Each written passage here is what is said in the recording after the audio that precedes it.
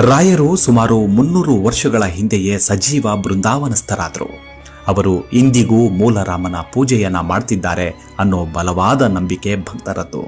ಆ ನಂಬಿಕೆಗೆ ಪುಷ್ಟಿ ನೀಡುವಂತೆ ಪ್ರತಿದಿನ ಬೆಳಗಿನ ಜಾವ ಸುಮಾರು 3 ಗಂಟೆಯ ಹೊತ್ತಿಗೆ ಬೃಂದಾವನದ ತುಂಗಾಭದ್ರಾ ನದಿಗೆ ನಡೆದು ಹೋಗುವ ಪಾದುಕೆಯ ಹೆಜ್ಜೆಯ ಶಬ್ದವು ಕೇಳುತ್ತೆ.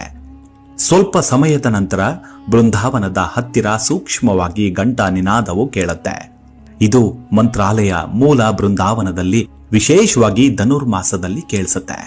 ಶ್ರೀ ಮೂಲರಾಮನ ಸೇವೆಯನ್ನ ಮಾಡುತ್ತಿದ್ದಾರೆ ಅಂತಲೇ ಸರ್ವರು ದೃಢವಾಗಿ ನಂಬ್ತಾರೆ. ಜೊತೆಗೆ ಅನೇಕರಿಗೆ ಬೆಳಗಿನ ಜಾವದಲ್ಲೇ ನದಿಯ ದಡದಲ್ಲಿ ದರ್ಶನ ಕೊಟ್ಟಿರೋದು ಮತ್ತಷ್ಟು ದೃಢಪಡಿಸುತ್ತೆ. ರಾಯರು ಸುಮಾರು 300 ವರ್ಷಗಳ ಹಿಂದೆಯೇ ಸಜೀವ ಬೃಂದಾವನಸ್ಥರಾದರು. ಅವರು ಇಂದಿಗೂ ಮೂಲರಾಮನ ಪೂಜೆಯನ್ನ ಮಾಡ್ತಿದ್ದಾರೆ ಅನ್ನೋ ಬಲವಾದ ನಂಬಿಕೆ ಭಕ್ತರದ್ದು. ಆ ನಂಬಿಕೆಗೆ ಪುಷ್ಟಿ ನೀಡುವಂತೆ ಪ್ರತಿದಿನ ಬೆಳಗಿನ ಜಾವ ಸುಮಾರು 3 ಗಂಟೆಯ ಹೊತ್ತಿಗೆ ಬೃಂದಾವನದ ತುಂಗಾಭದ್ರಾ ನದಿಗೆ ನಡೆದು ಹೋಗುವ ಪಾದುಕೆಯ ಹೆಜ್ಜೆಯ ಶಬ್ದವು ಕೇಳುತ್ತೆ.